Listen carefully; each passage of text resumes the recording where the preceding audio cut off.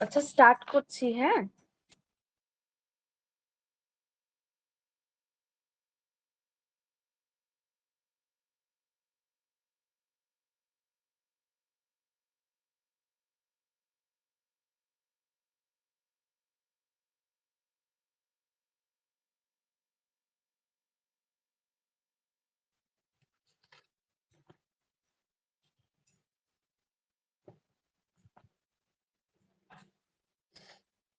আচ্ছা, আগের দিন ওই নিউট্রিটিভ ভ্যালু গুলো সবাই পড়েছো? নিউট্রিটিভ ভ্যালু যেগুলো বলেছিলাম।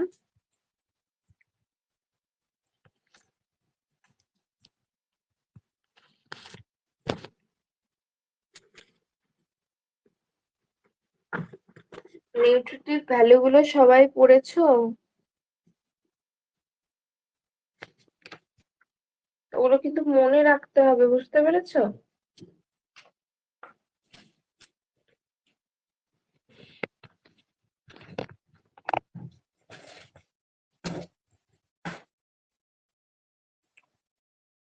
আচ্ছা, ফিজিওলজি অফ ল্যাকটেশন তোমরা সবাই ইয়েতে পড়েছো তো, অপসে? ফিজিওলজি অফ ল্যাকটেশনের যে ব্যাপারটা ছিল, কিভাবে ল্যাকটেশনটা হয় অ্যাকচুয়ালি, অপসে সবাই পড়েছো তো এটা? আচ্ছা, তাহলে ওটা বললাম না, হ্যাঁ, যে কিভাবে অক্সিটোসিন রিফ্লেক্সের ফলে, প্রোল্যাকটিন রিফ্লেক্সের ফলে মিল্ক সিক্রিশন বা মিল্ক ইজেকশনটা হয়, সেটা তো তোমরা জানোই। এবার মেইনলি যেটা হয় যে ওই হাইপোথ্যালামাসের তোমার প্রোল্যাকটিন রিফ্লেক্সের ক্ষেত্রে হাইপোথ্যালামাসের স্টিমুলেশন হয় এবং প্রোল্যাকটিন রিলিজ হয় অ্যান্টেরিয়র পিটুইটারি থেকে। সেখান থেকে তোমার alveolar epithelial cell of breast বা অ্যাকিনি সেল যেটাকে বলা হয়, সেখান থেকে মিল্ক সিক্রিশন বা প্রোডাকশনটা হয়। আর অক্সিটোসিন রিফ্লেক্স হচ্ছে যখন বেবি ক্রাই করে, বা বেবি ক্রাই করে, তখন মাদারের একটা ইমোশন বা অ্যাটেনশন কাজ করে, ঠিক আছে? সেটাও সেম ওই অ্যাপারেন্ট নিউরন অফ হাইপোথ্যালামাসকে স্টিমুলেশন দেয়, এবং তার ফলে তোমার হ্যালেট ডাউন রিফ্লেক্স, তার ফলে তোমার পস্টেরিয়র পিটুইটারি গ্ল্যান্ড থেকে অক্সিটোসিন সিক্রিশনটা বেড়ে যায়, এবং মায়োএপিথেলিয়াল সেল এবং ব্রেস্টের যে অ্যালভিওলি গুলো রয়েছে, সেই অ্যালভিওলিতে কন্ট্রাকশন হয়, ফলে মিল্ক মিল্ক ইজেকশন হয়, ঠিক আছে?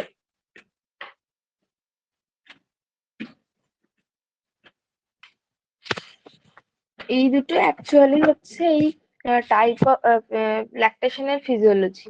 আচ্ছা, কাউ মিল্ক, তোমার কাউ মিল্ক, হিউম্যান মিল্ক আর বাফেলো মিল্ক, ঠিক আছে? কাউ মিল্ক, হিউম্যান মিল্ক আর বাফেলো মিল্ক, মোর ওভার, হ্যাঁ, হ্যাঁ, টেকনিক গুলো বলবো। মোর ওভার তোমার প্রায় সেম। কাউ মিল্ক আর হিউম্যান মিল্কটা, বাফেলো মিল্কের মধ্যে তোমার ফ্যাট বলো, প্রোটিন বলো, এই দুটোর পরিমাণ খুবই বেশি হয়। আর ল্যাকটোজের পরিমাণটা আবার বাফেলো মিল্কে কম থাকে। ক্যালসিয়াম বেশি হয়। তোমার তারপরে এনার্জিও বেশি থাকে বাফেলো মিল্কে। মোর ওভার তোমার ওই হিউম্যান মিল্ক আর কাউ মিল্ক প্রায় কাছাকাছি, যার ফলে ফার্স্ট হচ্ছে অনেকের যাদের ল্যাকটোজ টলারেন্স আছে তাদের ক্ষেত্রে আবার তোমার কাউ মিল্কটা সহ্য হয় না, তো ফার্স্ট হচ্ছে দেখবে বলা হয় যে হিউম্যান মিল্ক থেকে এক্সক্লুসিভ ব্রেস্টফিডিং এর পর ফার্স্টে কাউ মিল্ক ট্রাই করে দেখতে, যে কোনো ইনডাইজেশনে প্রবলেম হচ্ছে কিনা বা কোনো ল্যাকটোজ ইনটলারেন্স কিছু আছে কিনা, সেটা কাউ মিল্কেই বোঝা যায়। এবার যদি থাকে সেক্ষেত্রে তোমাকে মিল্কটা বন্ধ করতে হবে বা কিছু সাবস্টিটিউট কিছু ইউজ করতে হবে। তো যদি বলে কোনটা কাছাকাছি, সেটা হচ্ছে তোমার কাউ মিল্ক, ঠিক আছে? মোর appropriate after exclusive breast feeding, সেটা কাউ মিল্ক, বাফেলো মিল্ক নয় কিন্তু, হ্যাঁ।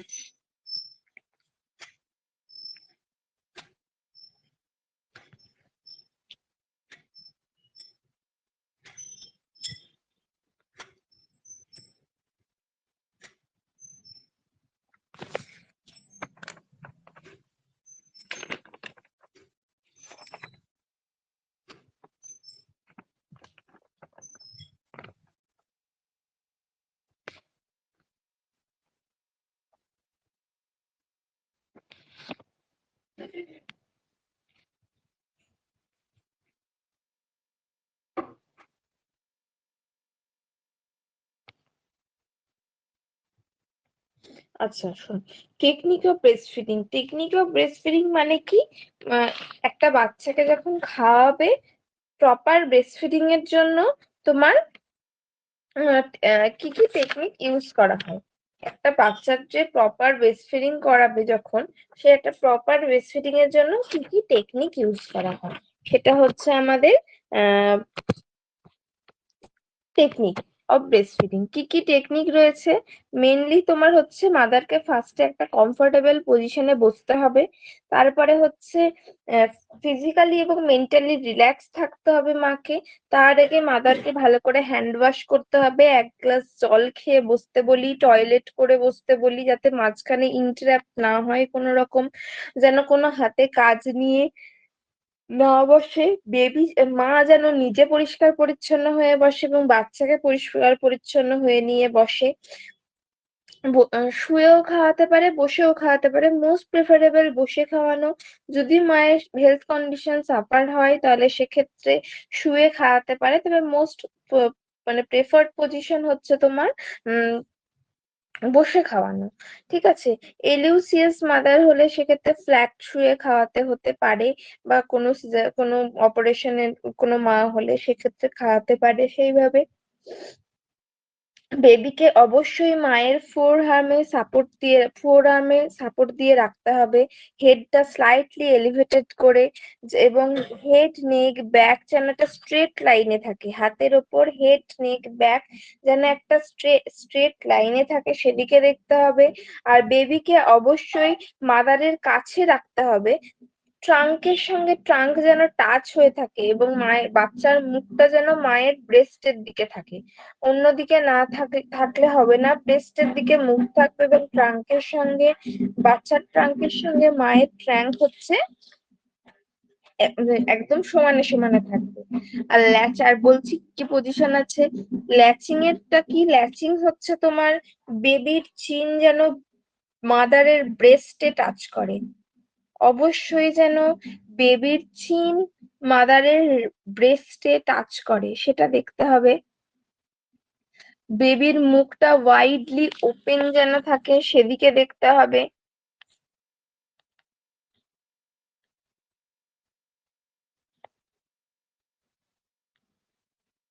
ঠিক আছে।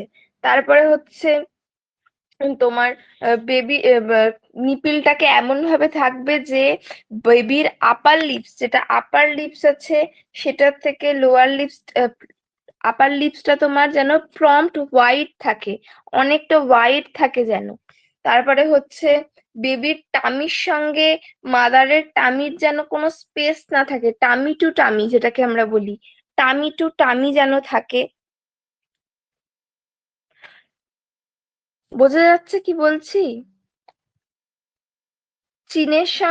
বেবির সঙ্গে মায়ের ব্রেস্ট থেকে থাকবে, মুখটা ওয়াইডলি ওপেন থাকবে, টামি টু টামি, মায়ের টামির সঙ্গে বেবির টামি মধ্যে যেন কোনো স্পেস না থাকে। তারপরে আর হচ্ছে অ্যারিওলা, লোয়ার অ্যারিওলা যেটা রয়েছে সেটার থেকে ওপরের যে আপার অ্যারিওলা রয়েছে সেটাতে যেন পুরো অ্যারিওলাটা যেন পুরোটাই মা বাচ্চার মুখের মধ্যে থাকে, সেই দিকে খেয়াল রাখতে হবে।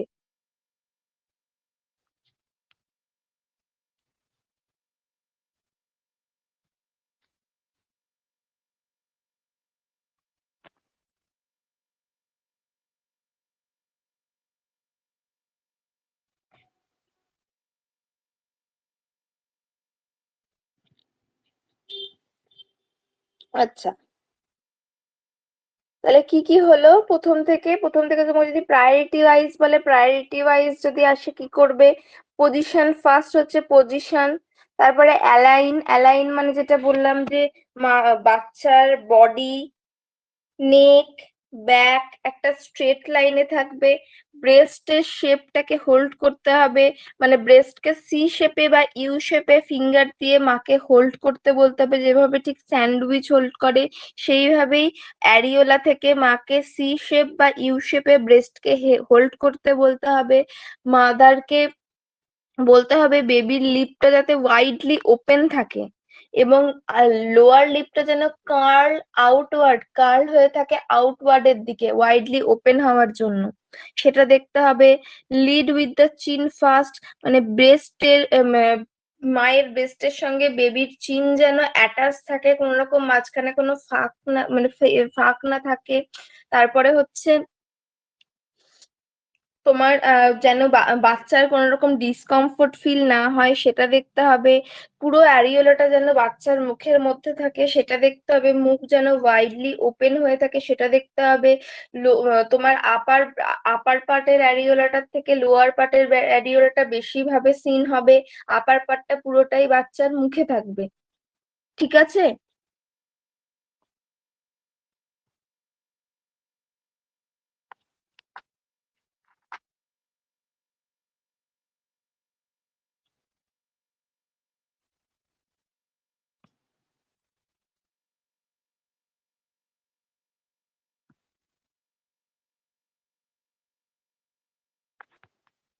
আচ্ছা, এবার টেকনিকটা হচ্ছে আম, যে যে নামগুলো, টেকনিক বা পজিশন যেটাকে আমরা বলি, যে যে নামগুলো আছে আমি বলছি, কেউ যদি লিখবে ভাবো তো লিখে নাও।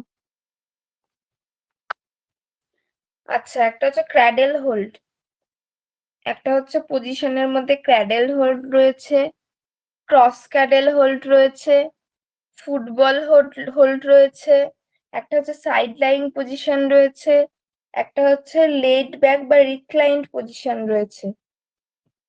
তাহলে কি বললাম? একটা হচ্ছে ক্র্যাডেল হোল্ড,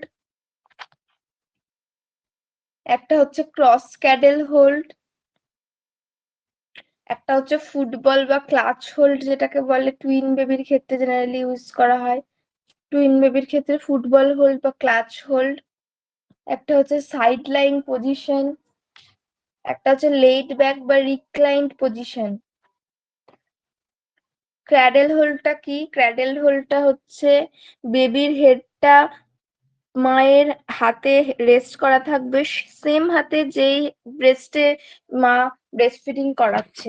যদি রাইট ব্রেস্টে ব্রেস্ট ফিডিং করাই তাহলে রাইট হ্যান্ডেই হচ্ছে বেবির হেডটা রেস্ট করানো থাকবে। এবং পুরো সেম যেটা বললাম, হেড নেক ব্যাক একই অ্যালাইনে থাকবে মায়ের রাইট হ্যান্ড দিয়ে। এবং যদি চাই তাহলে সে তার লেফট হ্যান্ডটা তোমার রাইট হ্যান্ডের নিচ দিয়ে দিতে পারে। ঠিক আছে। সেম যদি লেফট ব্রেস্টে খাওয়ায় তাহলে লেফট হ্যান্ড দিয়ে রেস্ট করা থাকবে। সেটা হচ্ছে ক্র্যাডেল। ক্রস ক্যাডেল হচ্ছে ঠিক অপোজিটটা। যদি রাইট ব্রেস্টে খাওয়াই তাহলে লেফট হ্যান্ড দিয়ে রেস্ট করানো থাকবে, যদি লেফট ব্রেস্টে খাওয়াই তাহলে রাইট হ্যান্ড দিয়ে রেস্ট করানো থাকবে। ক্র্যাডেল, ক্রস ক্র্যাডেল, ফুটবল বা ক্লাচ বা হোল্ড, ফুটবল হোল্ড বা ক্লাচ হোল্ড যেটা, side line position, laid back আর রিক্লাইন্ড পজিশন। আমরা বলি না রিক্লাইন্ড চেয়ার, রিক্লাইন্ড চেয়ার নাম শুনেছো তো? যেরকম বাসের সিটে ভলভোতে বলি রিক্লাইন্ড সিট রয়েছে, সেরকম।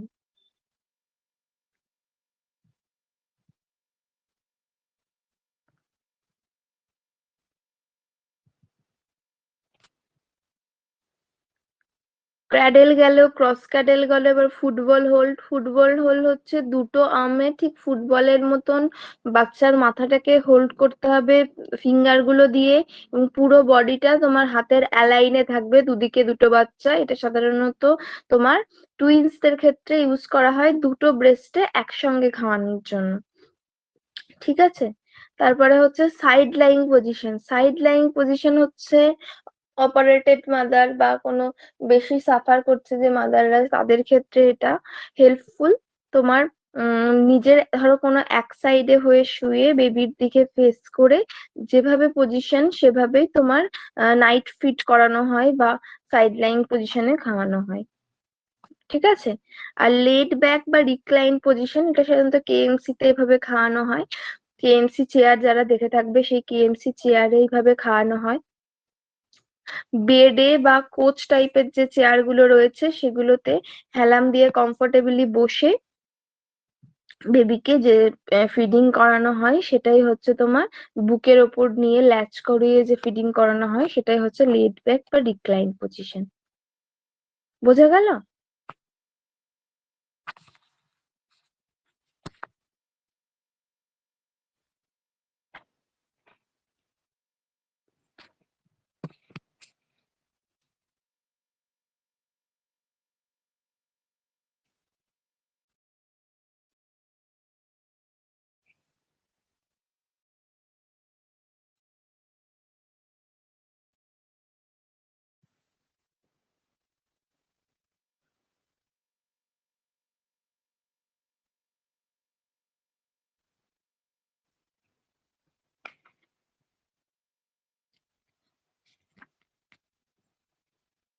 আচ্ছা, এবার কন্ট্রাইন্ডিকেশন গুলো কি কি কন্ট্রাইন্ডিকেশন থাকলে তুমি হচ্ছে মাদার বা ব্রেস্ট ফিডিং করাতে পারবে না।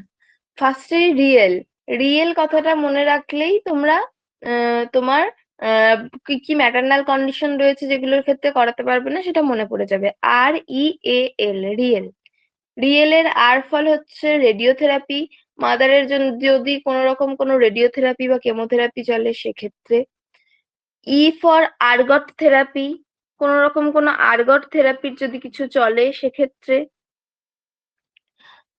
তারপরে ফর অ্যান্টি মেটাবোলাইটস যদি থেরাপি চলে সেক্ষেত্রে। অ্যান্টিমেটাবোলাইটস এর মধ্যে কেমোথেরাপি পড়ে, যদি ক্যান্সার ট্রিটমেন্ট হয় সেক্ষেত্রে ইউজ করা হয়। হ্যাঁ, আর হচ্ছে ফর লিথিয়াম থেরাপি। এই চারটে mainly radiotherapy, ergot therapy, antimetabolite therapy বা কেমোথেরাপি যেটা, আর হচ্ছে ফর লিথিয়াম থেরাপি। এই মেন চারটে কন্ট্রাইন্ডিকেশনের জন্য মাদার ব্রেস্ট ফিডিং করাতে পারে না। এছাড়াও কিছু কন্ট্রাইন্ডিকেশন রয়েছে যেরকম গ্যালাক্টোসেমিয়া, ফিনাইল কিটোনিউরিয়া যদি থাকে সেক্ষেত্রে তোমার আহ কি বলে সেক্ষেত্রেও কন্ট্রাইন্ডিকেশন রয়েছে। টেম্পোরারি কন্ট্রাইন্ডিকেশনের মধ্যে রয়েছে যদি তোমার মায়ের অ্যাকিউট পিউপেরিয়াল কোনো ইলনেস থাকে, ধরো পিপিএইচ হচ্ছে, মাদারকে আইসিইউ তে ট্রান্সফার করা হয়েছে, সেক্ষেত্রে টেম্পোরারি। আফটার রিকভারি মাদার অবশ্যই খাওয়াতে পারবে। ক্র্যাকড নিপিল রয়েছে, নিপিল কোনো কারণে ক্র্যাকড হয়ে গেছে, আগে তোমাকে সেই নিপিলে অয়েন্টমেন্ট দিয়ে সারাতে হবে, তারপরে বাচ্চাকে খাওয়াতে হবে। আর পার্মানেন্ট কন্ট্রাইন্ডিকেশনের মধ্যে কি, মায়ের যদি কোনো হার্ট লেশন থাকে, যদি টিবি থাকে, অ্যাকিউট পালমোনারি টিউবারকিউলোসিস যদি থাকে, পেরিফেরাল সাইকোসিস, পিউপেরিয়াল সাইকোসিস যদি মায়ের থেকে থাকে, মা যদি তোমার পোস্টপার্টাম সাইকোসিসের মধ্যে যায় সেক্ষেত্রে খাওয়াতে পারবে না। High dose of anti epileptic বা অ্যান্টি থাইরয়েড যদি ড্রাগ ইউজ করে সেক্ষেত্রে খাওয়াতে পারবে না। নিওনাটালের মধ্যে টেম্পোরারি হচ্ছে ভেরি লো বার্থ ওয়েট বেবিকে সাবস্টিটিউট বা তোমার ফর্মুলা ফিডিং না করালে বেবির ওয়েট গেন হচ্ছে না, বা বেবি আইসিইউ নিকুতে রয়েছে, তোমাকে বাইরের কাউকে অ্যালাউ করছে না, ফিডিং করাতেই হচ্ছে, সেক্ষেত্রে অ্যাসফ্যাক্সিয়েটেড বেবি, সেক্ষেত্রে এনজি টিউব করতে হতে পারে। লোবার পেটের ক্ষেত্রেও এনজি টিউব করতে হতে পারে সেক্ষেত্রে। পার্মানেন্টের মধ্যে যদি ক্লেফট প্যালেটটা severe degree of cleft palate হলে কি হবে, ও তো মায়ের অ্যারিওলাটাকে হোল্ড করতে পারবে না, সেক্ষেত্রে খাওয়াতে না পারে। গ্যালাক্টোসেমিয়া বাচ্চার রয়েছে সেক্ষেত্রে খাওয়াতে না পারে। আচ্ছা, গ্যালাক্টোসেমিয়া কি? গ্যালাক্টোসেমিয়া কি কারোর জানা আছে? গ্যালাক্টোসেমিয়া কি?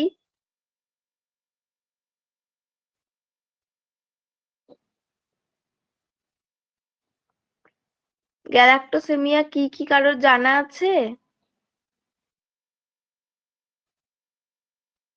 হুম, একদমই। একটা অটোসোমাল রিসেসিভ ডিসঅর্ডার, যেখানে কি হয়, গ্যালাক্টোজ গ্যালাক্টোজটা মেটাবোলাইজ হতে পারে না। গ্যালাক্টোজটা কি জিনিস? হিউম্যান মিল্কের মধ্যে যে সুগার সাবস্টিটিউট বা কার্বোহাইড্রেট যে সাবস্টিটিউটটা প্রেজেন্ট থাকে, সেটা কোনো ক্ষেত্রে বাচ্চার মেটাবোলাইজ হতে পারছে না, তার মানে সেটাকে বলা হয় গ্যালাক্টোসেমিয়া। বোঝা গেল এটা কেন হয়? এটা তোমার গ্যালাক্টোজকে গ্লুকোজে কনভার্ট করার জন্য যে এনজাইমের প্রয়োজন হয়, সেটা কোনো কারণে বাচ্চার মধ্যে কনজেনিটালি অ্যাবসেন্ট রয়েছে।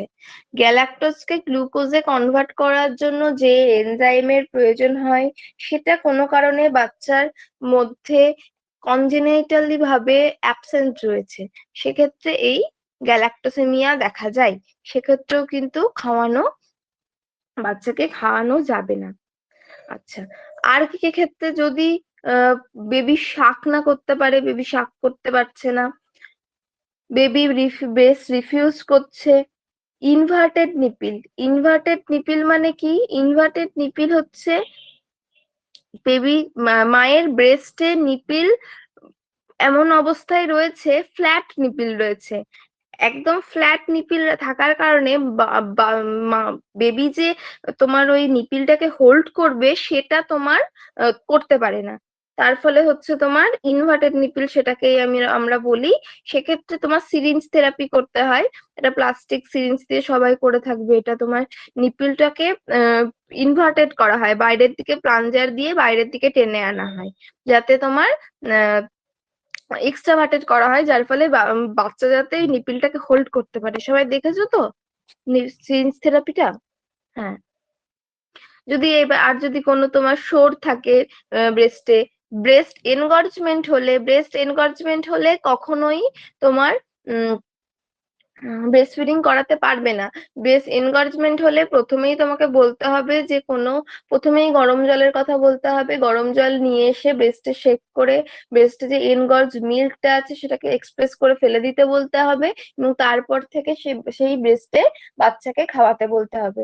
ব্রেস্ট মিল্ক যদি ব্রেস্টে জমে যায় না খাইয়ে, হয়তো কারোর বেবি মারা গেছে বা নিকুতে রয়েছে বা কোনো কারণে খাওয়াতে পারছে না, সেক্ষেত্রে ব্রেস্ট এনগর্জমেন্ট দেখা যায়। এই ব্রেস্ট এনগর্জমেন্ট থেকে কিন্তু মায়ের পিউপেরিয়াল সেপসিস পর্যন্ত হতে পারে, এমনকি তোমার হাই ফিভার পর্যন্ত চলে আসে।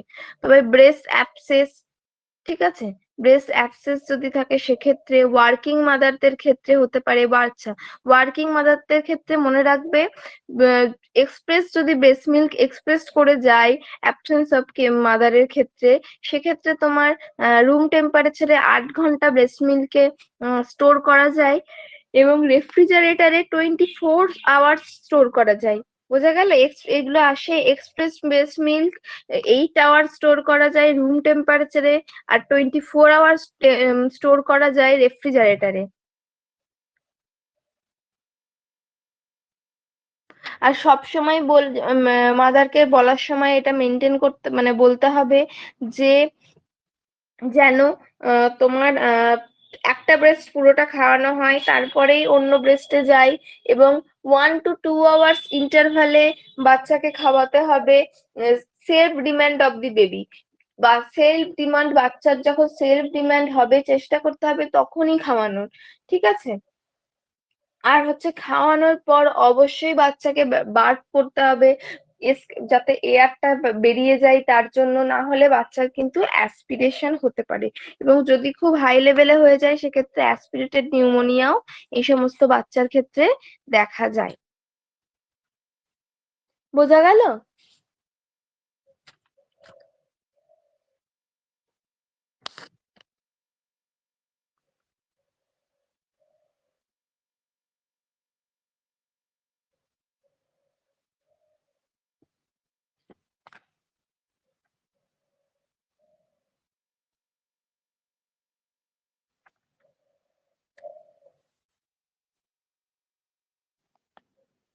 আচ্ছা,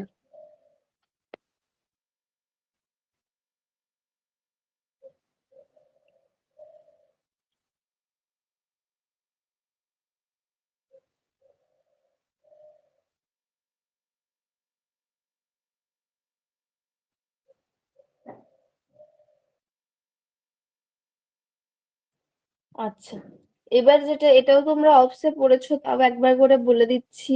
গ্যালাক্টোগোগি মানে হচ্ছে তোমার মিল্কের প্রমোট, তোমার মিল্কটাকে বের করানোর জন্য বা প্রোডাকশন বা ইনিশিয়েটিং করার জন্য বা ফ্লো অফ মিল্কটাকে আরো পরিমাণ বাড়ানোর জন্য তোমার কি কি মেডিসিন দেওয়া হয়। দেখবে রেগল্যান দেওয়া হয়, গভর্নমেন্টে দেখবে রেগল্যান দেওয়া হয় বা মেটাক্লোপ্রোমাইড দেওয়া হয়। এই মেটাক্লোপ্রোমাইড, ডোমপেরিডন, সালপ্রাইড, এগুলো কিন্তু সবকটাই ডোপামিন D2 রিসেপ্টরকে ব্লক করে দেয় অ্যান্টেরিয়র পিটুইটারিতে। ফলে তোমার ল্যাকটেশন মেনটেন করতে বা ল্যাকটেশনের প্রডিউস করতে, ফ্লোটাকে বাড়ানোর জন্য এই মেটাক্লোপ্রোমাইড, রেগল্যান, ডোমপেরিডন, তারপরে তোমার হচ্ছে সালপ্রাইডটা ইউজ করা হয়। আর সাপ্রেশন হচ্ছে তোমার যেটা বললাম, নিপুতে আছে কোনো কারণে বা ব্রেস্ট অ্যাবসেস হয়েছে, সেক্ষেত্রে তোমার এই ল্যাকটেশনে কে সাপ্রেস করতে ইউজ করা হয়, কি ইউজ করা হয়, ব্রোমোক্রিপ্টিন। মনে রাখবে, ব্রোমোক্রিপ্টিন ইউজ করা হয় 2.5 mg ওরালি বিডি করে দেওয়া হয় 2 উইকস এর জন্য। ব্রোমোক্রিপ্টিন এটা কি করে, ডোপামিনের ইনক্রিজটাকে বাড়িয়ে দেয়, ডোপামিনের সিক্রিশনটাকে বাড়িয়ে দেয়, যেটা অ্যাজ আ প্রোল্যাক্টিং ইনহিবিটিং হরমোন হিসেবে কাজ করে। প্রোল্যাক্টিং ইনহিবিটিং হরমোন হিসেবে যেটা কাজ করে।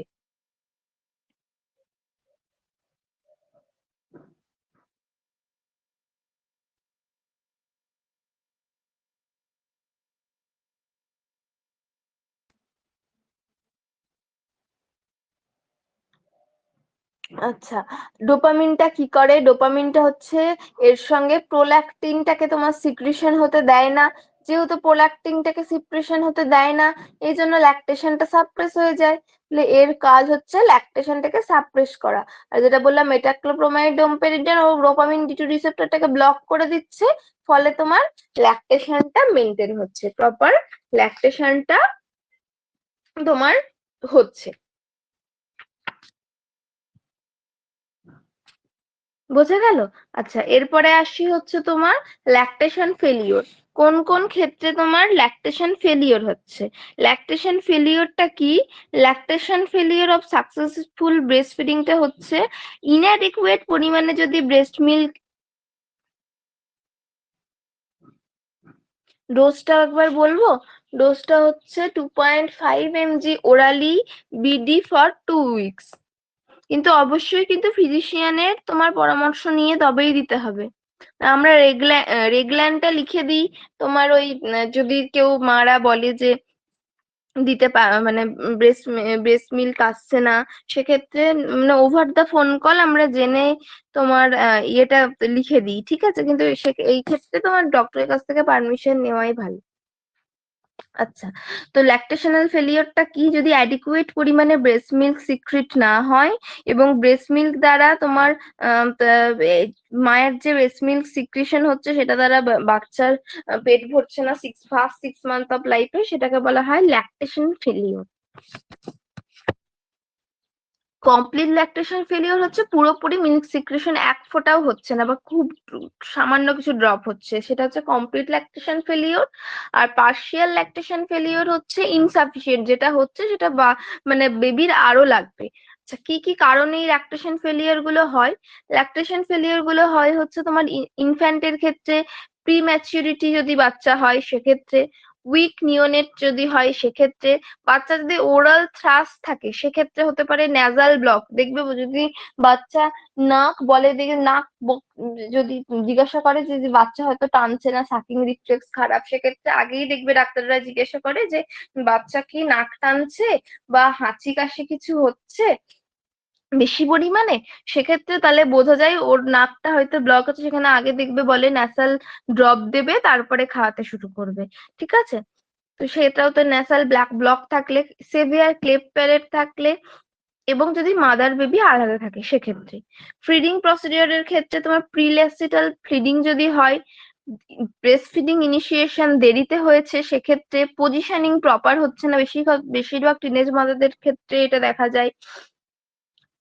নিপল সাক, তোমার ইনভার্টেড নিপিল রয়েছে, ফল্টি সাকটা ভালো করে বাচ্চা করতে পারছে না, বেবি অ্যাসফিক্সিয়েটেড হলে হয়। বোটল ফিডিং এর ইউজ শুরু করিয়ে দিয়েছে মাদার আগে থেকেই, সেক্ষেত্রে বেবি নিপিলে ফিডিং ধরতে অনেক সময় লাগে, ঠিক আছে? এবং খুব তাড়াহুড়োতে ব্রেস্ট ফিডিং করাচ্ছে, সেক্ষেত্রে হতে পারে। সাইকোলজিক্যাল প্রবলেমের মধ্যে মাদার প্রচুর সাইকোলজিক্যাল ডিপ্রেশনে ভুগছে, তোমার পোস্টপার্টাম সাইকোসিসে ভুগছে, স্ট্রেস রয়েছে, অ্যাংজাইটি রয়েছে, বা বেবির সঙ্গে পোর বন্ডিং বা বেবিকে রিজেকশন করছে কোনো কারণে, আনওয়ান্টেড প্রেগনেন্সি রয়েছে সেক্ষেত্রে। ফিজিক্যাল প্রবলেম অফ মাদার, মায়ের পোর হেলথ রয়েছে, ফ্ল্যাট নিপিল রয়েছে, retracted nipple, cracked nipple, breast engorgement রয়েছে, ম্যাসাইটিস রয়েছে বা ব্রেস্ট অ্যাবসেস যেটাকে বলে, মা কোনো কারণে আর্গোমেট্রিন বা মেথারজিন জাতীয় কিছু ইউজ করে, বা মা স্মোক করে, সেক্ষেত্রে তোমার এই ফিজিক্যাল রিফিউজ গুলো হয়। ফ্যামিলির ক্ষেত্রে তোমার অন্যান্য ফ্যামিলি মেম্বারদের মিসম্যানেজমেন্ট রয়েছে, নিউক্লিয়ার ফ্যামিলির ক্ষেত্রে ওয়ার্কিং ওম্যান রয়েছে, সেই ক্ষেত্রে হয়তো হতে পারে, ভালো বেশি লিড পাচ্ছে না সেক্ষেত্রে হতে পারে, ফর্মুলা ফিডিং এর প্রথম থেকেই প্রচুর পরিমাণে ব্যবহার, সেটার ফলেও কিন্তু ল্যাকটেশন ফেলিওর হতে পারে।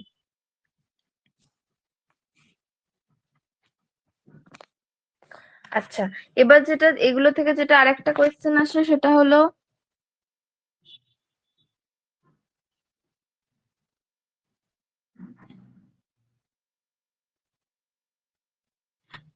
এই প্রায়োরিটি ওয়াইজ থেকে কোয়েশ্চেন আসে হচ্ছে তোমার প্রায়োরিটি বেস, যে প্রথমে কি কি করতে হবে। ক্র্যাক নিপিল থাকলে অবশ্যই নিপিলটাকে তোমার ড্রাই করতে হবে এয়ারে বা সানলাইট দ্বারা, এবং তোমার মাকে একবার এই ব্রেস্টে ট্রাই করাতে হবে বাচ্চাকে দিয়ে, তারপরে অন্য ব্রেস্টে ট্রাই করাতে হবে, যেন বেবি পুরোপুরি অ্যারিওলাটাকে ল্যাচ করে সেদিকে দেখতে হবে। কোলোস্ট্রামটা অবশ্যই খাওয়াতে হবে, এগুলো দেখতে হবে। তোমার ক্র্যাক নিপিলের ক্ষেত্রে ইমোলিয়েন্ট, ভেসলিন বা কোনো এডিবল অয়েল ইউজ করা যেতে পারে খাওয়ানোর আগে। ঠিক আছে, তারপরে ড্রাই করে ভালো করে পরিষ্কার করে তারপরে বাচ্চাকে খাওয়াতে হবে। এইগুলো অবশ্যই মনে রাখতে হবে। আর ব্রেস্ট ফিডিং যখন করবে তখন অবশ্যই যেন তোমার well fitted breast pad use করা, ল্যাচ করছে কিনা প্রপারলি সেটা দেখা, বাচ্চা অডিবল সাউন্ড আছে কিনা সেটা দেখতে হবে। আইস প্যাক ইউজ করতে বলতে হবে সেক্ষেত্রে, যদি তোমার ব্রেস্ট প্রচুর পরিমাণে এনগলজ হয়, প্রথমে হট ওয়াটার, তারপরে যদি তাও না কমে তাহলে সেক্ষেত্রে আইস ওয়াটার ইউজ করতে বলতে হবে। এইগুলো তোমার মনে রাখতে হবে। আর ল্যাচ অ্যাসেস করতে হবে। ল্যাচ অ্যাসেস করা মানে কি, L for latch achieved by newborn, newborn proper latch করেছে কিনা। এ ফর অডিবল সাউন্ড রয়েছে কিনা। T for type of nipple, inverted রয়েছে নাকি নিপিল প্রপার পজিশনেই রয়েছে সেটা তোমাকে দেখতে হবে। C for comfort of mother, mother proper comfortable feel করছে কিনা সেটা দেখতে হবে। এইচ ফর হচ্ছে hold or position of baby, বেবির প্রপার পজিশন হয়েছে কিনা সেটা অবশ্যই দেখতে হবে। এটাই হচ্ছে তোমার কেয়ার অফ ব্রেস্ট আর নিপিলের মধ্যে পড়ে।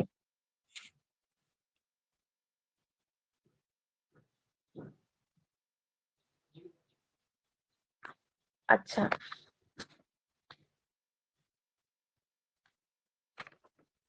আর একটা যেটা বলার, যেটা বললাম স্টোরেজ অফ মিল্ক। এখন তো এক্সপ্রেস ল্যাচটা বলবো। এল ফর হচ্ছে তোমার ল্যাচ অ্যাচিভড করেছে কিনা বাচ্চা সেটা দেখতে হবে, যে প্রপার ল্যাচিং করে বাচ্চা খেতে পারছে কিনা। Latch achieved by newborn. A for হচ্ছে অডিবল সোয়ালোইং, মানে এই এই পাঁচটা পয়েন্ট দেখলে তুমি বুঝতে পারবে ওর সাফিসিয়েন্ট ব্রেস্ট ফিডিং হচ্ছে কিনা।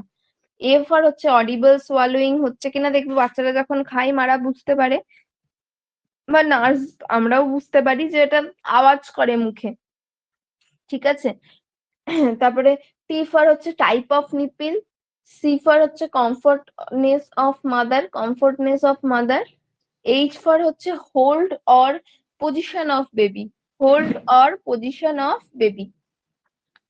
ঠিক আছে। আচ্ছা, এক্সপ্রেস মিল্কের ব্যাপারটা তো বললাম। এখন তো এক্সপ্রেস শুধুমাত্র হাত দিয়ে করে এমনটা নয়, এখন এক্সপ্রেশনের বিভিন্ন রকম ওই মিল্ক এক্সপ্রেশনের মেশিন টেশিন বেরিয়ে গেছে, সেগুলো দিয়েও করে। অবশ্যই পরিষ্কার করে প্রপার তোমার পরিষ্কার করে একটা একটা ব্রেস্টে 20 থেকে 30 মিনিট টাইম দিয়ে আস্তে আস্তে তোমার অন্তত 5 থেকে 10 মিনিট টাইম দিতেই হবে এক্সপ্রেস করার জন্য। মোটামুটি 24 ঘন্টায় এই যদি প্রপার ব্রেস্ট ফিডিং না করায় তাহলে 8 টাইমস এক্সপ্রেস করতে হবে মিল্ক। বোঝা গেল? 24 ঘন্টায় 8 টাইমস তোমাকে মিল্কটাকে এক্সপ্রেস করতে হবে। স্টোরেজটা তো বললাম, স্টোরেজটা হচ্ছে তোমার প্রপার একদম কন্টেনার যে ফিডিং করাবে যেটাতে, বা যেটাতে রাখবে সেটা যেন প্রপার ক্লিন করে স্টেরিলাইজ করা থাকে। যদি বয়েলিং করে সেক্ষেত্রে অ্যাটলিস্ট 20 মিনিট বয়েল করতে হবে, এবং চেষ্টা করতে হবে যেন পিভিসি কন্টেনার না ইউজ করা হয়, সেগুলো থেকে পিভিসি প্রচুর পরিমাণে তোমার বেরোই আর কি, সেই জন্য পিভিসি কন্টেনার অ্যাভয়েড করতে হবে, স্টিল কন্টেনার এগুলো ইউজ করতে পারে। এবং এমন কন্টেনার ইউজ করতে হবে সেটা যেন রেফ্রিজারেট অ্যাপ্রুভড হয়। আর যেটা বললাম 8 আওয়ার্স হচ্ছে রুম টেম্পারেচারে, আর 24 আওয়ার্স হচ্ছে হাউস হোল্ড এই রেফ্রিজারেটরে তুমি রেখে বাচ্চাকে খাওয়াতে পারো।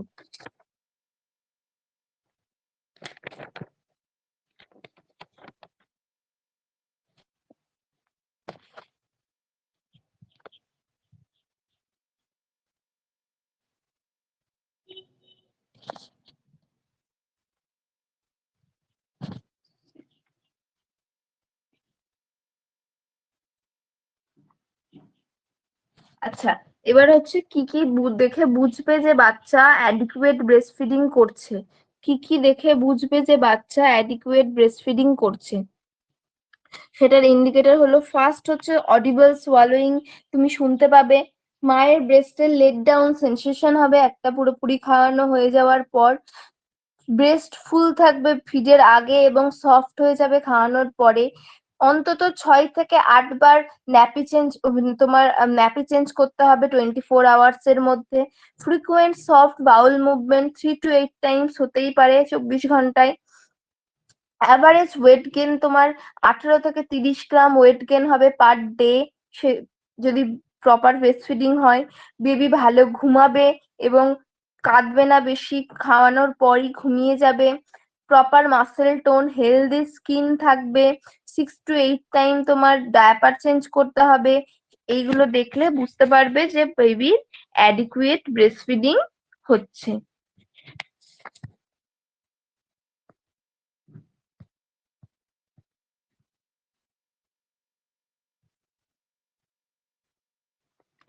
বোঝা গেল। এবার আসি উইনিং এ। উইনিং বা কমপ্লিমেন্টারি ফিডিং সবাই শুনে থাকবে কম বেশি। উইনিং বা কমপ্লিমেন্টারি ফিডিং এখন তো মানে প্রচুর পরিমাণে ফর্মুলা ফিডিং এগুলোর প্রতি মানুষ প্রচুর পরিমাণে আসক্ত। তো উইনিং আর কমপ্লিমেন্টারি ফিডিং জিনিসটা কি? ব্রেস্ট ফিডিং তোমার 6 মান্থ অব্দি অ্যাডিকুয়েট ব্রেস্ট ফিডিং হচ্ছে তোমার সাফিসিয়েন্ট। তারপরে তোমার more concentrated energy rich nutritional supplement দেওয়ার জন্য যেটা ইউজ করা হয়, যেটার মধ্যে আরো আয়রন কন্টেনিং ফুড সাপ্লিমেন্ট রয়েছে, সেটাকে তোমার উইনিং বা কমপ্লিমেন্টারি ব্রেস্ট ফিডিং বলা হয়। যেটা তোমার ইউজুয়াল ফ্যামিলি ডায়েটের সঙ্গেও আমরা ইউজ করতে পারি বা আলাদা করে আমরা ফর্মুলা ফিডিংও করতে পারি এখনো পর্যন্ত। কমপ্লিমেন্টারি ফিডিং এর মধ্যে তোমার কি কি রয়েছে? সেমি সলিড জাতীয় ফুড রয়েছে, যেটা ক্লিন, ফ্রেশ, হাইজেনিক হবে, easily prepare at home, easily digestible, তারপরে তোমার ইজিলি অ্যাকসেপ্টেবল, বাচ্চা ভালো খাবে। তারপরে তোমার ওয়েল ব্যালেন্সড হবে, নারিশিং হবে, ওয়েল হাইড্রেটেড হবে, তোমার প্রচুর পরিমাণে এনার্জি থাকবে। এই ব্যাপারগুলো যেটাই থাকবে সেটাই হচ্ছে দ্যাট ইজ কমপ্লিমেন্টারি ফিডিং। এইটা তোমার ব্রেস্ট ফিডিং যদিও 2 ইয়ার্স অব্দি তুমি ইউজ করতে পারো উইথ কমপ্লিমেন্টারি ফিডিং। 6 মান্থের পর থেকে তোমাকে কমপ্লিমেন্টারি ফিডিংটা আস্তে আস্তে ডেইলি ডায়েটের সঙ্গে অ্যাড করতে হবে। ঠিক আছে, যেটাতে প্রচুর পরিমাণে আয়রন থাকে এবং তুমি আহ এইগুলো তোমাকে আস্তে আস্তে খাওয়াতে হবে। সেগুলো তোমার 6 মান্থের ক্ষেত্রে, 6 মান্থের ওপরে তুমি ফার্স্ট 3 to 6 টাইমস তুমি পার ডে অল্প অল্প করে তোমাকে 1 to 2 টিস্পুন অল্প অল্প করে ম্যাশড বানানা, ভেজিটেবল স্যুপ, তারপরে তোমার কি বলবো, ওই বয়েলড পটেটো, তারপরে হচ্ছে ম্যাশড অ্যাপেল, এরকম টাইপের জিনিসগুলো আস্তে আস্তে 6 মান্থের পর থেকে দিতে পারো। 6 to 9 মান্থে গিয়ে, 6 to 7 মান্থের দিকে ডিমের কুসুম। 7 to 8 মান্থের দিকে যদি ল্যাকটোজ ইনটলারেন্স না হয় সেক্ষেত্রে কার্ড, ক্ষীর, এগুলো দিতে পারো। তো 9 মান্থের দিকে গিয়ে ছোট ছোট বিস্কুট, ক্যারট, কিউকাম্বার, এই টাইপের জিনিসপত্র দিতে পারো। যেটা অল্প অল্প আস্তে আস্তে তোমাকে তোমার ওর ডায়েটে অ্যাড করতে হবে। প্রথমে 2-1 বার দিয়ে দেখতে হবে, যদি কোনো রকম অ্যালার্জিক রিয়াকশন না হয় বা কোনো ডাইজেশনে কোনো প্রবলেম না হয়, সেটা তুমি কন্টিনিউ করতে পারো। 9 to 12 মান্থ থেকে আস্তে আস্তে তুমি ফিশ, মিট, চিকেন এগুলো অ্যাড করতে পারো, কারণ ডাইজেস্টেবল ক্ষমতাটা আরো বাড়ে। এবং 12 to 18 মান্থসে গিয়ে তুমি মাদার যে ডায়েট খায় বা ফ্যামিলি মেম্বার যে ডায়েট খায়, সেই ডায়েটেই ওকে আস্তে আস্তে অ্যাড করতে পারো। এগুলোই তোমার এই কমপ্লিমেন্টারি বা উইনিং ফিডিং এর মধ্যে পড়ে। আর আর্টিফিশিয়াল ফিডিং এর মধ্যে তোমার ওই বটল ফিড যেটা রয়েছে সেটা, তারপরে তোমার fresh cow milk, buffalo milk, এই যে ব্যাপারগুলো রয়েছে অ্যাজ পার ফ্যামিলি নর্ম তুমি সেগুলো খাওয়াতে পারো। পজিশন এটাই তো বলছে, এখান থেকে তো বোধহয় শুরু করলাম।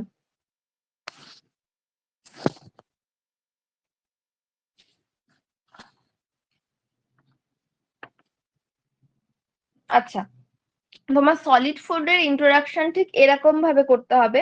প্রথমে তোমার কিছু রাইস, সিরিয়াল জাতীয় খাবার টাবার প্রথম দিয়ে শুরু করতে হবে, যেটা আমরা ন্যান ট্যান খাওয়াই বা সেরেলাক টাইপের জিনিস খাওয়াই, এই দিয়ে শুরু করতে হবে। দেন তুমি ফ্রুইট ইন্ট্রোডিউস করতে পারো, দেন ভেজিটেবল ইন্ট্রোডিউস করবে, দেন মিট জাতীয় খাবার। ঠিক আছে, সবসময় তোমাকে রাইস বা সিরিয়াল জাতীয় খাবার 6 to 7 মান্থ থেকে স্টার্ট করতে হবে।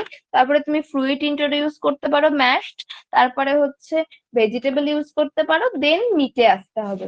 প্রথমে যদি তুমি মিট খাইয়ে দাও, ওর হচ্ছে পুরো ডাইজেশন অ্যাসপিরেট করে যেতে পারে, ডাইজেশনে প্রবলেম হতে পারে, তো সেদিকে তোমাকে খেয়াল রাখতে হবে। আর কি কি দেখে তোমাকে খেয়াল রাখতে হবে, যেন রিগারগিটেশন না হয়।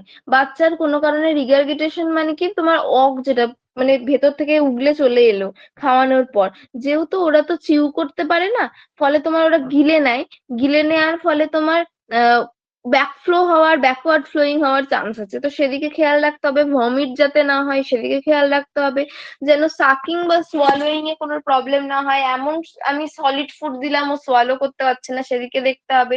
ডিহাইড্রেশন ফিভার, অবশ্যই ফার্স্ট 3 to 4 days অফ লাইফে রিফিউজাল অফ ফিড, খেতে চাইবে না, ড্রাউজিনেস ফিভার এগুলো হতে পারে, সেদিকে দেখতে হবে। বাচ্চা এক্সেসিভ কাঁদছে কিনা সেদিকে দেখতে হবে। এত কম খাওয়াচ্ছে, বাচ্চারা হয়তো সাফিসিয়েন্ট হচ্ছে না, ওয়েট গেন হচ্ছে না, সেদিকে লক্ষ্য রাখতে হবে। আবার এত ওভার ফিডিং করালে হবে না, যে ক্ষেত্রে এক্সেসিভ ভমিটিং হচ্ছে, ফ্যাটি ডায়রিয়া হচ্ছে, বাচ্চার বিএমআই বেড়ে যাচ্ছে, সেদিকগুলোতেও তোমাকে অবশ্যই ফিডিং যখন করাতে বলতে হবে মাদারকে, এই সমস্ত জিনিসগুলো তোমাকে লক্ষ্য রাখতে হবে। আচ্ছা, এই গেল ব্রেস্ট ফিডিং। আর একটা যেটা টপিক এখানে রয়েছে সেটা হলো বেবি ফ্রেন্ডলি হসপিটাল ইনিশিয়েটিভ। ঠিক আছে, বেবি ফ্রেন্ডলি হসপিটাল ইনিশিয়েটিভ থেকেও দেখবে তোমার পিয়ার যাদব টাদবের কোশ্চেন খুঁজলে দেখবে অনেক কোশ্চেন আসে এটা থেকে। বেবি ফ্রেন্ডলি হসপিটাল ইনিশিয়েটিভটা কে করেছিল? হু আর ইউনিসেফ করেছিল 1991-এ। আচ্ছা, ইউনিসেফের ফুল ফর্ম কি? ইউনিসেফের ফুল ফর্ম কি?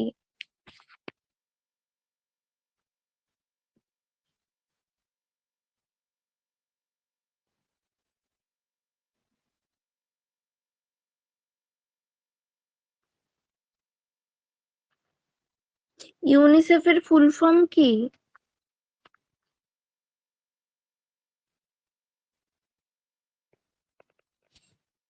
United Nations International Children's Emergency Fund. একদমই তাই, এটা সম্পর্কেও জেনে রাখতে হবে। 1946-এ হয়েছিল United Nations International Children's Emergency Fund. 1946-এ হয়েছিল এটা প্রথম। পোস্ট বার চিলড্রেন, তখন যে যুদ্ধ হচ্ছিল, সেই যুদ্ধর সময় যাতে আফটার দ্য ওয়ার কোন রকম বাচ্চার কোনো প্রবলেম না হয়, সেক্ষেত্রে 1946-এ ইউনাইটেড নেশন এই তোমার ইউনিসেফটা ফার্স্ট চালু করেছিল, এবং 1953-তে এটা as a permanent part of তোমার চিলড্রেন ফান্ডের হিসেবে কাজ করে, এবং কারেন্টলি এটা এখন ইউনিসেফ হিসেবে তোমার পরিচিত আর কি। ইউনিসেফের তোমার হেডকোয়ার্টার হচ্ছে new York city, United states এর নিউ ইয়র্কে। ঠিক আছে,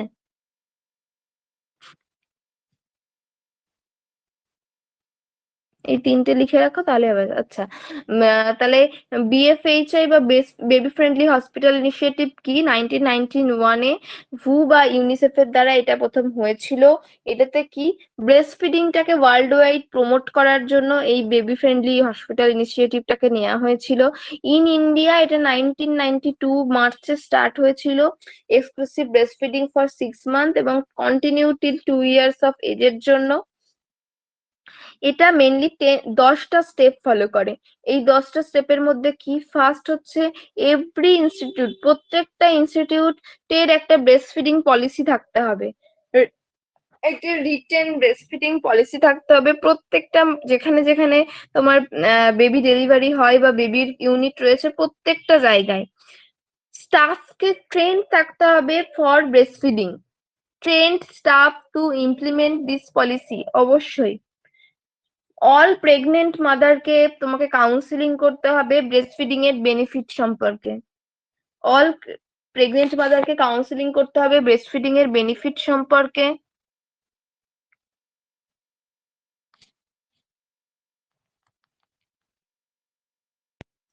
আর কি, মাদারকে হেল্প করতে হবে যখন সে প্রথম ব্রেস্ট ফিডিং করাবে, ফার্স্ট 1 আওয়ার অফ ডেলিভারিতে বা as soon as possible breast feeding technique গুলো বলতে হবে।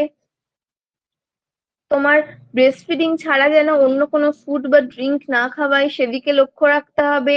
Encourage the practice of roaming in. Corporate hospital গুলো তুমি আগের দিন বলছিলাম যে ওদের রুমিং ইন হয় না, বাচ্চা সবসময় বাইরেই থাকে, তো সেক্ষেত্রে তোমার রুমিং ইন করানোর ব্যবস্থা করাতে বলতে হবে।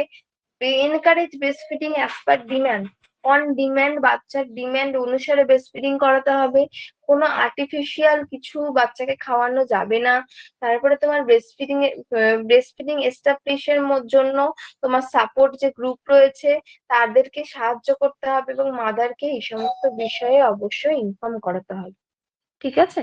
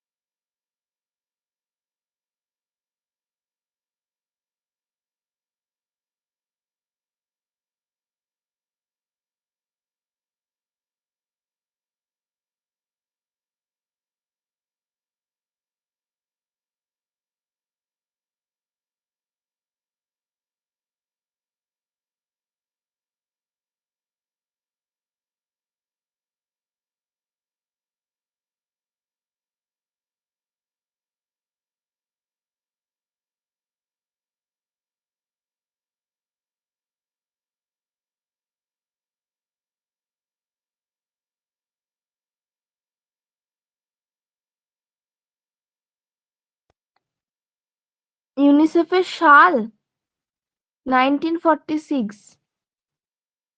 1946। বোঝা গেছে এতটা অবধি?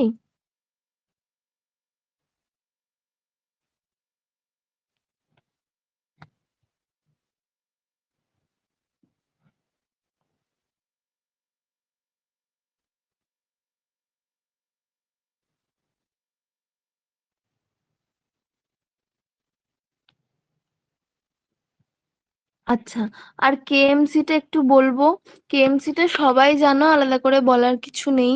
কেএমসি টা হচ্ছে ক্যাঙ্গারু মাদার কেয়ার, যেটা তোমার ফার্স্ট ইন্ট্রোডিউস করেছিল 1970-তে ডক্টর এডগার রে, ডক্টর মার্টিনেজ আর ডক্টর চিপাক, এই তিনজন করেছিল ফার্স্ট।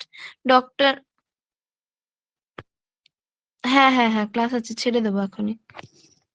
জাস্ট কেএমসি টা একটু বলে দিই, ছেড়ে দেবো দিয়ে। কেএমসি টা তো জানো, লো বার্থ ওয়েট বেবির তোমার proper skin to skin contact করে যেন স্পেশাল ওয়ে অফ কেয়ারিং, যেটা সেটা হচ্ছে তোমার কেএমসি। কেএমসি এর মধ্যে দুটো কম্পোনেন্ট রয়েছে। ফার্স্ট হচ্ছে তোমার স্কিন টু স্কিন কন্ট্যাক্টে থাকতে হবে আর এক্সক্লুসিভ ব্রেস্ট ফিডিং করাতে হবে। এই তিনটে তোমার কম্পোনেন্ট। তার মধ্যে একটা কনসেপ্ট রয়েছে থার্মাল সিঙ্ক্রোনি অফ কেএমসি, যেটাকে বলে, যেটা থেকে কোয়েশ্চেন আসে। সেই জিনিসটা কি? Regulate body temperature.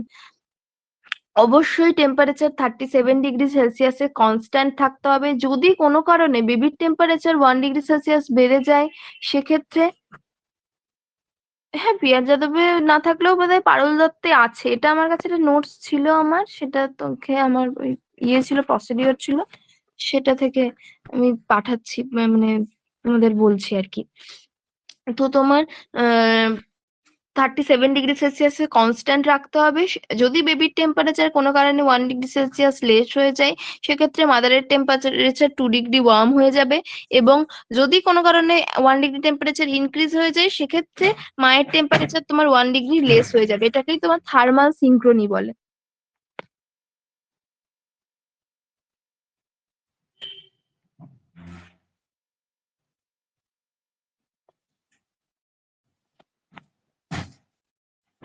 আর এক্ষেত্রেও তাই, যেটা 5 সেন্স অফ হিউমার যেটা বলেছিলাম আগের দিন, সেই হিউমারটাই মেনটেন করা হয়। ঠিক আছে, বেনিফিটস তো জানো, proper breast feeding, thermal control, যাতে low birth weight baby early recovery হয়ে আর্লি ডিসচার্জ হয়, সেক্ষেত্রে লেস মরবিডিটির জন্য ডেইলি ওয়েট গেইন যাতে হয় সেই সমস্ত জন্য। তারপরে তো তোমার রেফারেলের ক্ষেত্রে কেএমসি ইউজ করে রেফারেল করা হয়, কেএমসি দিতে দিতে তোমার রেফারেল করা হয়। আর কেএমসি যে কেউ দিতে পারে, শুধুমাত্র মাদার না, বাড়ির যে কেউ কেএমসি দিতে পারে অবশ্যই। যার সঙ্গে বন্ডিং বাচ্চা তৈরি করতে হবে তার সঙ্গেও দেয়া যেতে পারে, প্লাস হচ্ছে বাবা ঠাকুমা যে কেউ দিতে পারে। অ্যাটলিস্ট 1 আওয়ার তোমাকে কেএমসি দিতে হবে। চাইলে তুমি 24 ঘন্টার জন্য কেএমসি দিতে পারো, প্রিটামদের জন্য না, লো বার্থ ওয়েট বেবিদের জন্য। প্রিটাম বাচ্চা প্রপার ওয়েটে আছে, তাকে যে দিতে হবে এমনটা নয়। লো বা মেইনলি এটা দেয়া হয় লো বার্থ ওয়েট বেবির জন্য, প্রিটামের জন্যও দেয়া হয়। আর হচ্ছে তোমার যদি এমনি বাচ্চাদের ক্ষেত্রে বন্ডিং বাড়ানোর জন্যও দেয়া হলে কোনো অসুবিধা নেই, যদি বাচ্চা কমফোর্টেবল হয়।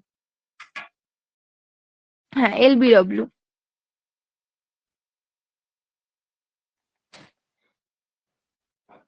এই যে দেখো, তোমার ফর বেবির জন্য কি কি লাগবে। বার্থ ওয়েট যদি 1800 গ্রামের কম হয়, বেবি যদি প্রপার স্টেবল পজিশনে থাকে, আফটার বার্থ কেএমসি দেওয়া যেতে পারে।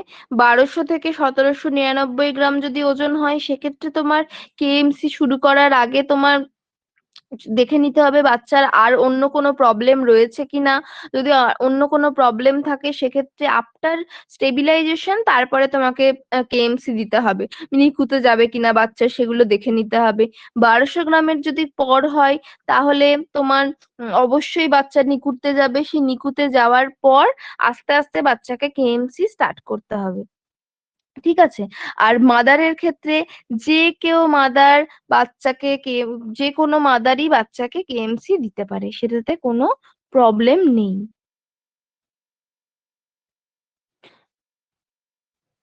আর কেএমসি তে আরেকটা কি মাথায় রাখতে হবে, কেএমসি তে বেবিকে তোমার মাদারের ব্রেস্টে আপরাইট পজিশনে রাখতে হবে, হেডটা ওয়ান সাইডে টার্ন করতে হবে এবং স্লাইটলি এক্সটেন্ডেড পজিশনে রাখতে হবে।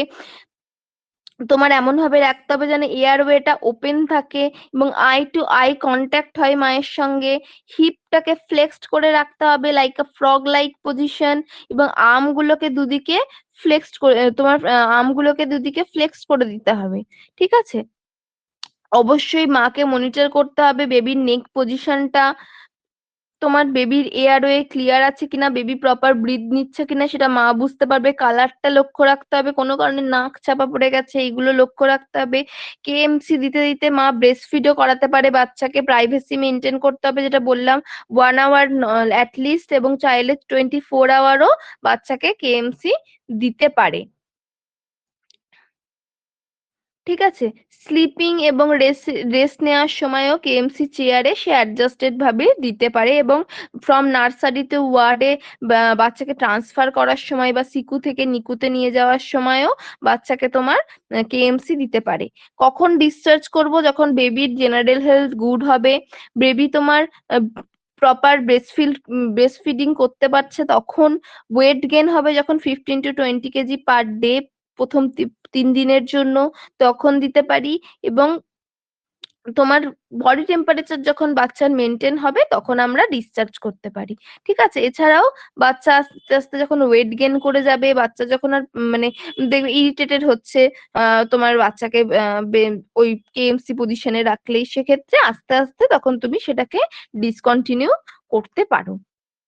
এই হচ্ছে কেএমসি। কেএমসি তে আর কিছু নেই, শুধু তোমার কাকে দেয়া হতে পারে পজিশনটা, আর কে করেছিল কত সালে, এটা জাস্ট করবে। ঠিক আছে। বোঝা গেছে? বোঝা গেছে কি বললাম? ওকে। কোথায় ছিলে তুমি, কি করেছিলেন?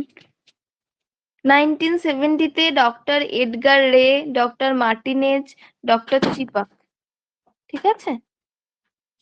ফার্স্ট ইন্ট্রোডিউস করেছিল এরা তিনজন। 1970-তে ডক্টর এডগার রে, ডক্টর মার্টিনেজ, ডক্টর চিপাক। কি বলবো, কি জানি কবে ছাড়বে। স্টাফ তো কম, ছাড়েও না, কি জানি কিছুই ছাড়ছে না। ছাড়বে না এটা তো হতে পারে না, ছাড়বে তো বটেই, কিন্তু কবে ছাড়বে এটাই প্রশ্নের, মানে কিছুই তো ছাড়ছে না।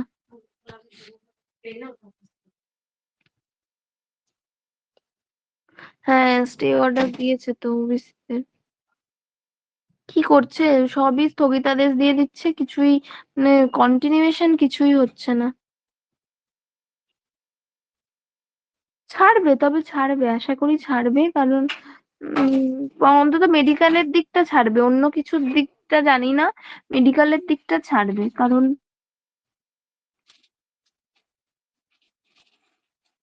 মেডিকেলের দিকটা না ছাড়লে মানে অসহায় অবস্থা একদম। যাই হোক, থ্যাংক ইউ, তোমাদের আবার পরে ক্লাস আছে। না না, এইসব ভেবে ডিমোটিভেট হও না, কারণ হচ্ছে তোমার ছাড়বে, আর তখন আবার সময় থাকবে না আর কি, আমাদের মতন কেস হবে এত, মানে কম সময় আর কি। ঠিক আছে, থ্যাংক ইউ।